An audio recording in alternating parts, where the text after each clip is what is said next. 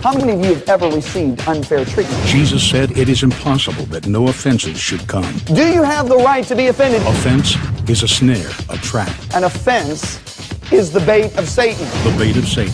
John Bevere's best-selling book has changed lives all over the world. God's word, His promise, will always come to pass as long as you don't get offended. And now, John Bevere Ministries presents The Bait of Satan Curriculum, a 12-part series designed to free you from the snare of offense. What you do with the offense will determine your future. Nós estamos na lição 4 do currículo em vídeo A Isca de Satanás. O que acham? Estão desfrutando? Certo! Eu quero que você abra sua Bíblia comigo em Romanos capítulo 12 e também, para economizar tempo, coloque o marcador em 1 Samuel 3. Romanos capítulo 12 é onde vamos começar. Na última lição, nós vimos como Davi encontrou dificuldades com o líder que ele tinha. E vimos que Davi se recusou a se vingar. Eu quero ler aqui, a partir de... isso também é bom. Vamos ler do verso 17. Romanos 12. Paulo diz, não pague o mal com o mal. Cuide das coisas boas aos olhos dos homens. Se for possível, repita, se for possível. Em outras palavras, às vezes não é possível, ok? Se for possível, o quanto depender de você, ou seja, você que resolve. Vive em paz com todos os homens. Verso 19, amados, não vinguem a si mesmos. Certo, você perdeu a chance de gritar amém. Deixa eu dizer de novo. Amados, não vinguem a si mesmos. Foi melhor? Isso é uma sugestão? É uma recomendação? É uma ordem? Você encontra isso por toda a Bíblia. É uma coisa injusta para o povo de Deus se vingar? Não, alguém tem que entender isso. Diga sua mente agora. Diga, acorde. E presta atenção. Davi falou com sua alma. Por que te inquietas, minha alma? Fale com sua alma às vezes, diga a ela para ouvir. Amém? Diga sua mente para ouvir. É uma coisa injusta para o povo de Deus se vingar? É uma coisa justa para Deus vingar seu povo? Amém? A pergunta é, você espera? Amados, não vinguem a si mesmo, ao invés disso, deem lugar, repita, deem lugar, dar espaço para... Certo? Deem espaço para a ira, porque está escrito que a vingança é minha e eu retribuirei. Diz o Senhor. Desta forma, se o seu inimigo é a pessoa de quem você quer se vingar, viu? Se seu inimigo tem fome, o que Deus disse para fazer? Alimente-o. Se tem sede, dê-lhe de beber. Sabe, eu estava chamando para conversão recentemente numa grande conferência. E eu acabei ministrando sobre como lidar com tratamento injusto. E todos olhavam para mim e algo saiu da minha boca, algo que eu nunca tinha pensado antes. Eu disse, amigos, Jesus não diz em nenhum lugar nos evangelhos para orarmos por maridos ou esposas, nem para orarmos por nossos pais. Ele não diz para orarmos por nossos filhos. A única pessoa que eu sei por quem ele diz para orarmos são os inimigos e os que te atacam. Amai vossos inimigos e orai pelos que vos perseguem. Haja bem com os que te maltratam. Se o seu inimigo tiver fome, dá-lhe de comer. Se tiver sede, dá-lhe de beber. Porque fazendo isto, amontoarás brasas vivas sobre a sua cabeça. Como assim amontoarás brasas sobre sua cabeça? Você agiliza o julgamento de Deus. Você retarda o julgamento de Deus, tentando se vingar. Agora, toda vez que se fala em juízo, se pensa em inferno e em fogo. Julgamento no Novo Testamento simplesmente significa decisão. Sabe como isso se relaciona com Deus? A decisão é que eles sejam libertos. Era isso que Jesus esperava quando ele morreu na cruz. Ele não disse, Pai, acabe com eles que me puseram nessa cruz. Eles que se explodam. Eu dei comida a eles, fiz milagres e olha o que eles me dão. Deixa que eles se explodam. Sabe qual foi a alegria que ele teve de você ser salvo, eu ser salvo? Esta foi a alegria dele. Ele não se ofendeu, você não se alegra? Porque ele poderia ter dito, Pai, mande 6 legiões de anjos para me salvar e eles que vão para o inferno. E seria perfeitamente justo. Ele disse, você não sabia que eu posso chamar 6 legiões de anjos agora e dar o fora? Não foi a atitude dele. Ele disse, Pai, perdoa, eles não sabem o que fazem. Ele não estava falando só dos soldados romanos, mas da próxima geração e da próxima e da próxima. Porque nós pusemos ele na cruz por nosso pecado. Não sejam vencidos pelo mal, mas vençam o mal pelo bem. Agora, Paulo não terminou. Ele não dividiu em capítulos, os tradutores o fizeram. Muitas vezes as pessoas perdem o que Deus continua a dizer por parar no final de um capítulo e no outro dia começar outro. Eles perdem a transição. Não é interessante que a próxima coisa que ele diz é que toda alma esteja sujeita às autoridades em governo? Porque não há autoridade que não venha de Deus e as autoridades que existem foram designadas por Deus. Então Paulo imediatamente está falando de vingança, fazer vingança, ser maltratado, e imediatamente ele diz que não há autoridade que não seja designada por Deus. Agora repitam comigo, todas as autoridades são designadas, não eleitas, designadas por Deus. Essa é uma declaração verdadeira. Deus é aquele que designa para a liderança. Ninguém chega à liderança sem Deus saber disso. Amém? Agora, não é interessante que Paulo está falando de vingança e ele fala de liderança? Nós já vimos que foi Deus e não o diabo que pôs Davi debaixo de Saul, não é? Então a pergunta que temos que fazer hoje é esta. Por que Deus coloca seus servos, seus filhos, debaixo de líderes que cometem sérios erros e até mesmo alguns que são maus?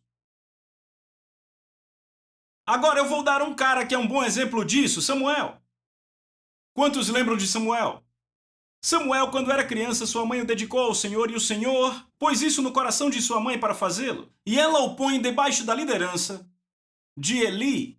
Eli era o chefe dos sacerdotes e o juiz em Israel naquela época. A arca de Deus estava em Siló e Eli tinha líderes debaixo dele. 2 desses líderes eram seus próprios filhos, Hofni e Finéias.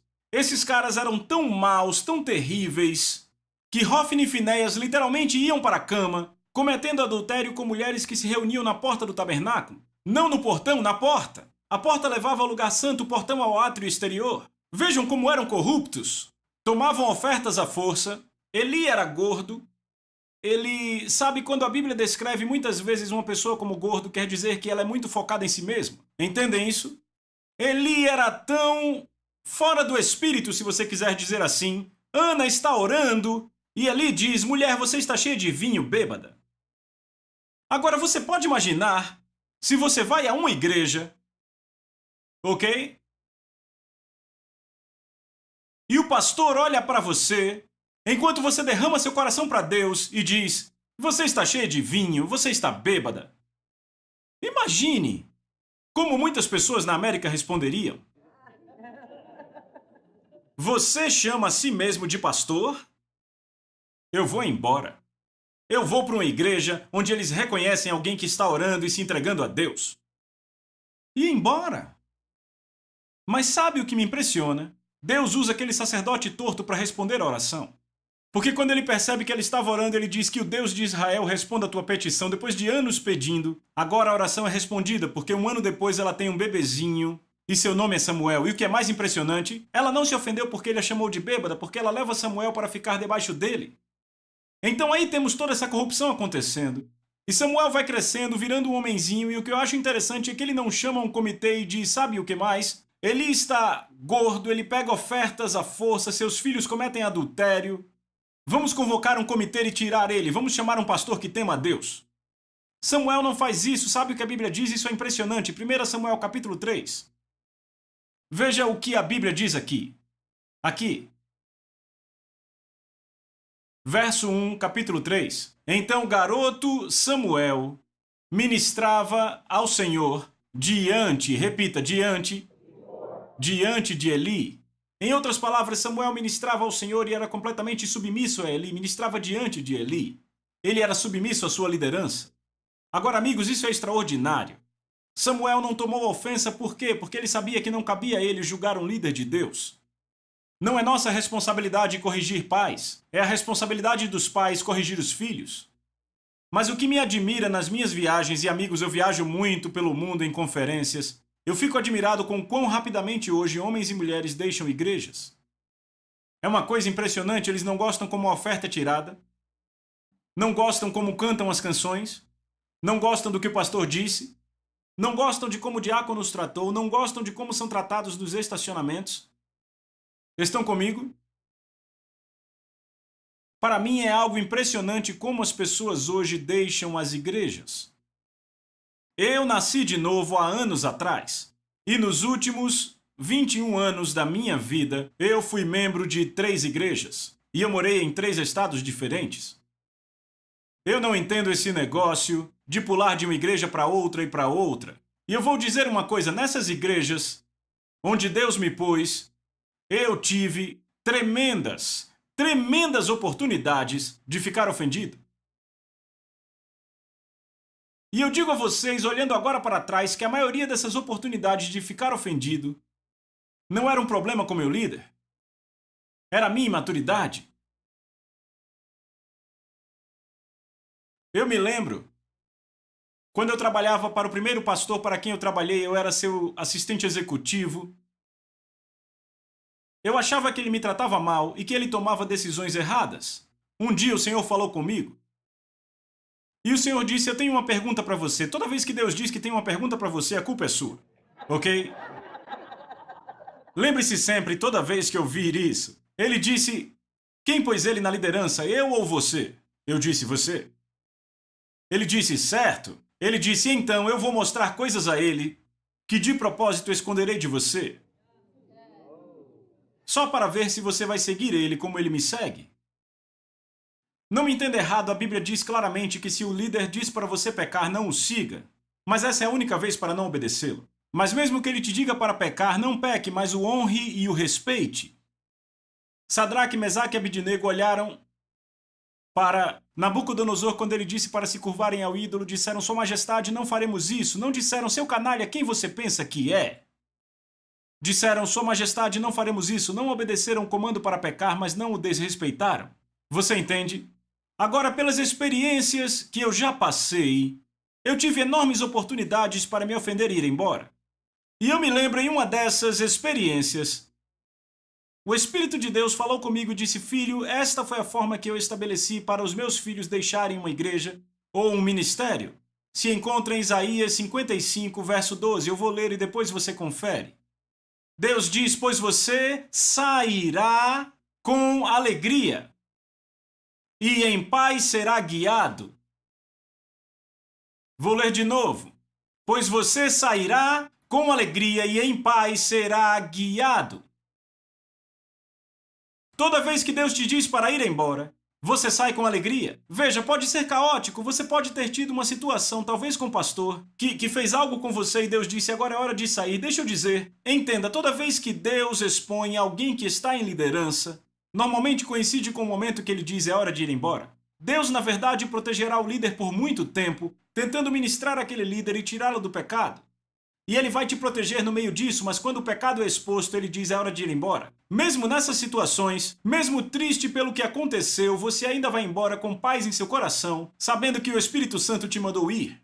Agora, eu me lembro que houve um tempo, porque eu te digo que a maioria das pessoas, 99% das pessoas, deixam igrejas por causa de ofensa.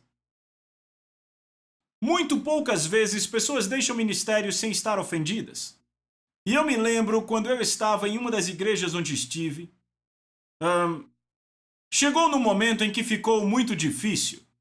Eu viajava muito, achava que minha esposa e meus filhos não eram pastoreados, e nós tínhamos um casal de amigos. Eles estavam meio ofendidos com o pastor e nós também estávamos ofendidos, certo? Agora, eu já notei que pessoas ofendidas gravitam ao redor umas das outras. É impressionante, eles se encontram e gravitam, certo? E então você acha que são melhores amigos? E eu achava que esses eram meus melhores amigos, porque toda vez eu lembro, uma vez eu voltei de viagem, a geladeira estava cheia, tinham enchido a geladeira, nos amavam, oravam por nós, e eles foram embora e começaram uma igreja 6 meses depois. E eles disseram a mim e a Lisa, disseram, queremos que vocês venham e queremos que vocês estejam em nossa igreja. Queremos que vocês sejam ministros, pois há um chamado de Deus em vocês para a nação. Queremos que vocês viajem pela nossa igreja. Vocês vão pregar sempre, seremos pastores de vocês e dos seus filhos. E eu digo que eu fiquei, é o que precisamos. Então eu lembro de deixar a igreja onde Deus me pôs. E eu fiquei naquela igreja 4 meses. Certo? Minha esposa e eu. E quando estávamos naquela igreja, sabe, era maravilhoso como éramos tratados, mas eu não me sentia bem no meu espírito. E então, com o tempo passando, as coisas começaram a ficar estranhas com eles. Começou a ficar esquisito. Você entende? E então, depois de 4 meses, eu olhei para esse amigo e disse, eu realmente sinto que devemos voltar para a igreja de onde saímos. Ele ficou meio triste com isso, mas disse, certo, é o que você acha que tem que fazer? E enquanto eu viver, eu nunca esquecerei disso. Eu fiquei longe da minha igreja 4 meses. E eu voltei, e no momento, isso é o que impressiona, no momento em que meu pé pisou no santuário, eu andei pelo lobby da igreja, mas no momento que meu pé pisou dentro do santuário, o Espírito Santo gritou dentro de mim. Ele disse, eu nunca disse para você ir embora. E eu fiquei, é isso? Uau, peraí. Sabe, luzes acenderam em mim. Eu disse, Deus, foi você que falou comigo para vir a essa igreja. E nunca disse para eu ir. Sabe, amigos, deixa eu dizer, eu aprendi que quando Deus não está falando, Ele está falando. Sabe o que Ele estava dizendo? Não mude nada. Continue fazendo o que está fazendo. Você entende?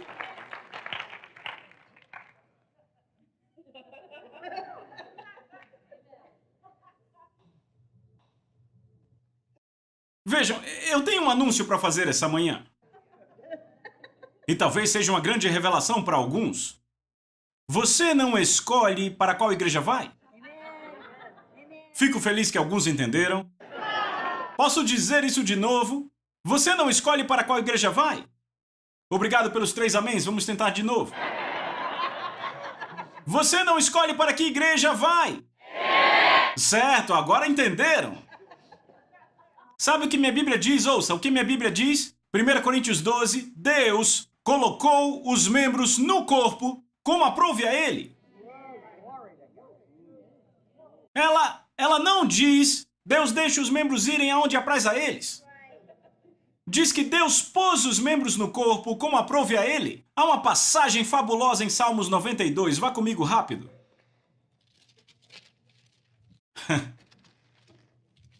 Salmos 92.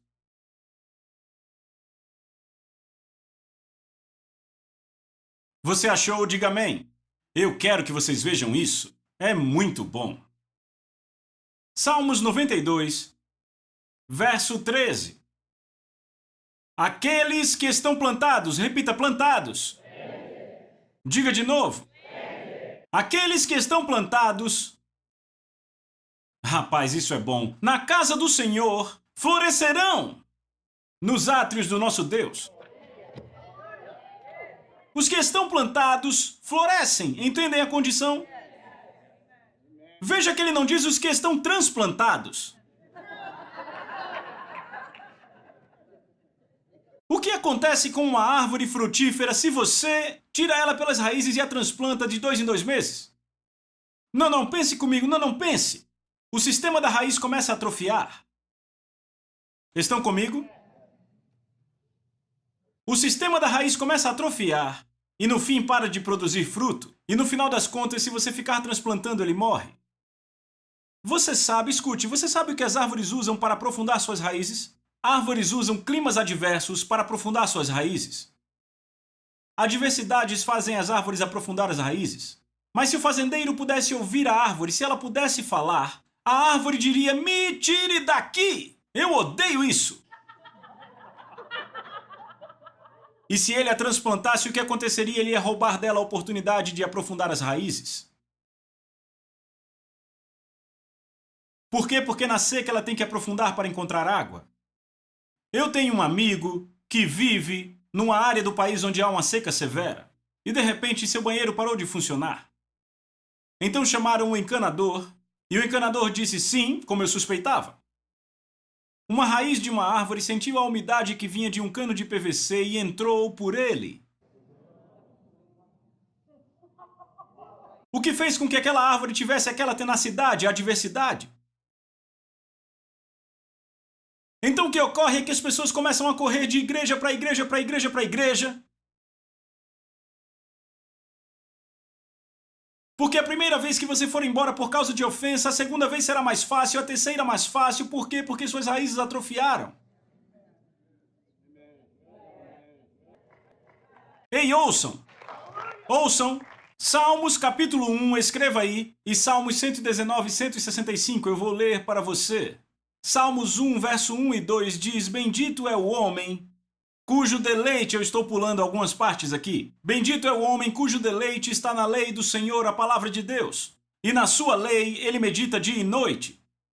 O outro trecho diz: Grande paz tem aqueles cujo amor está em sua lei. Ei, ouçam! Grande paz, cujo deleite ou amor está na tua lei e nada os ofenderá. Nada os ofenderá. Agora veja, Salmos 1 continua e diz: Ele será, ele quem? O que se deleita na lei, que ama a lei do Senhor, nada o ofenderá. Ele será como árvore plantada junto a ribeiros de águas, que dá fruto na sua estação, cujas folhas não secarão e tudo o que fizer prosperará. Então o que Deus está nos dizendo aqui? Ele diz que a pessoa que ama a lei do Senhor está firme e enraizada. Suas raízes vão bem fundo e mesmo na adversidade produzirá fruto.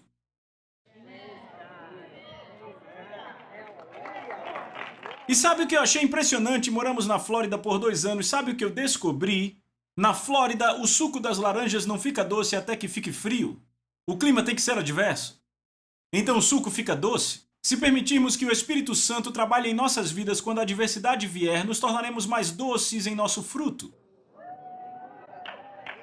Amém? Agora ouça, ouça. Isso agora faz sentido. Ouça o que Jesus disse em Marcos 4, 16 e 17 na King James. Apenas ouça. Ele disse: Esses são como os que são semeados em solo pedregoso, os que ouvindo a palavra imediatamente a recebem com alegria. Então não estamos falando do pecador aqui. Pecadores não recebem a palavra com alegria.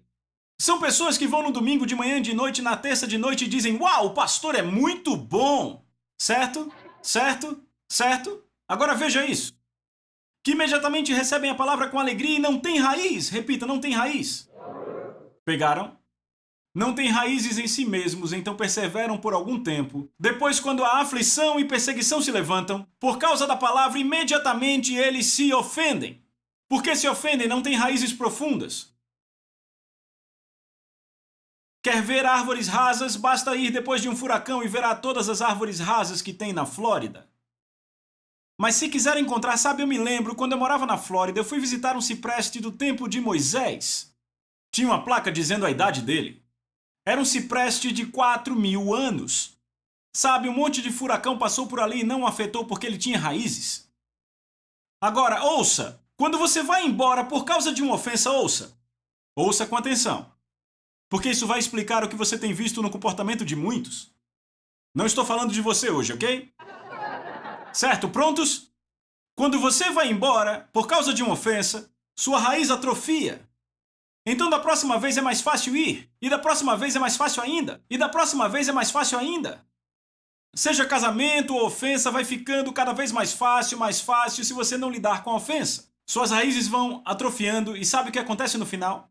Você se torna um errante espiritual. Sabe o que é um errante, um andarilho? Você anda de ministério em ministério, de igreja em igreja. Sabe, houve um cara que era um errante. Seu nome era Caim. Vá para Gênesis, capítulo 4. Ah, você vai amar isso.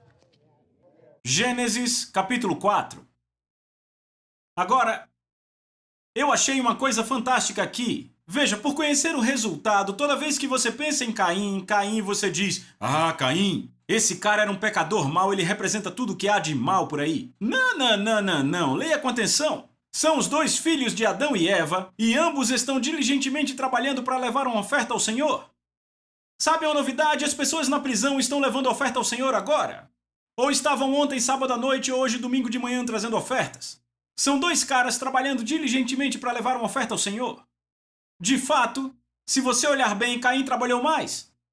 Conheço um pouco de agricultura, conheço um pouco de pecuária, mas eu digo a vocês, a agricultura é mais trabalho. Na pecuária você cuida dos animais de manhã e no fim da tarde, mas durante o dia você fica sentado embaixo de uma árvore. A agricultura tem que trabalhar o dia inteiro, entendem? Então Caim trabalha mais, mas ainda assim, quando ele leva a oferta, a Bíblia diz que Deus rejeita Caim e a sua oferta. Por que Deus não aceita a oferta de Caim? Temos que voltar aos pais para descobrir. Quando Adão e Eva pecaram no jardim, a primeira coisa que notaram é que estavam nus, então o que fizeram? Tentaram o quê? Se cobrir, e o que usaram? Folhas de figueiras, o fruto da terra. Entendem? Deus entra no jardim e diz, não, esse não é meu jeito, ele mata um animal e faz roupas. Adão e Eva eram ignorantes. Caim e Abel não eram. Caim e Abel tinham aprendido dos pais o que Deus queria e o que era aceitável a Deus. Então, quando Caim traz do fruto da terra, ele está desobedecendo a Deus e está fazendo do seu próprio jeito. Então, quando Deus rejeita ele, Deus diz a ele, veja isso. E o Senhor, veja o capítulo 4, verso 4. Abel trouxe das primícias do seu rebanho e da gordura. E o Senhor respeitou Abel e a sua oferta, mas ele não respeitou Caim e a sua oferta. Repita, Caim e a oferta. Veja uma mentira que os carismáticos propagaram, que Deus vai te aceitar assim como você é. Errado. Deus vai te aceitar do jeito que você é se você se arrepender. Entendem isso? Diga a alguém que está para morrer, ele te aceita como você é. Tarde demais. Entendem isso? Verso 5. Mas ele não respeitou Caim e a sua oferta, então ele se irou e decaiu-lhe o semblante. Ok, a ofensa chegou aí.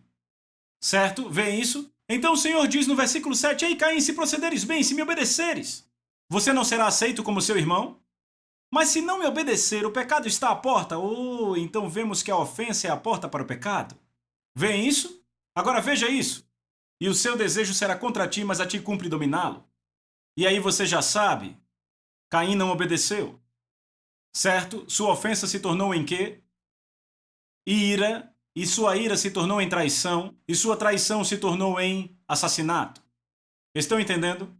E ele mata seu irmão. Aqui está um cara que começou servindo a Deus e acaba matando seu irmão. Você entende? Agora, Deus então pronuncia o julgamento que está sobre Caim. Eu quero que você veja no verso 11.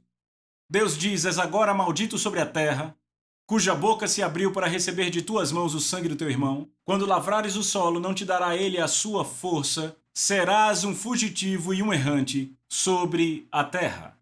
Deus diz, agora porque você tomou a ofensa e desobedeceu, agora você se torna, ouça, um errante, um andarilho. E agora, ouçam, meus amigos, veja a reação de Caim ao julgamento. Verso 14. Eis que hoje me lanças da face da terra, da tua presença me esconderei. Serei fugitivo e errante na terra, e acontecerá que qualquer um que me encontrar me matará. Olhe para mim, qualquer um que me encontrar me matará. Sabe o que Caim desenvolveu agora? Um complexo de perseguição. Todos querem me pegar. É exatamente o que ocorre com as pessoas quando se ofendem. Se tornam errantes espirituais porque acham que todos querem pegá-los. Sou eu e Deus. É uma coisa meio Jeremias, sabe? Bem, ninguém realmente me entende, mas Deus sabe, porque Ele falou comigo. E elas se isolam, porque tem um complexo de perseguição. Todos querem me pegar. Veem isso? E agora, encerrando essa nota pesada. Mas ouça, você precisa pensar nisso. Porque, infelizmente, há incontáveis pessoas fora das igrejas e pessoas que estão indo de igreja em igreja hoje porque têm complexo de perseguição, porque tomaram a ofensa. Não pegue a isca.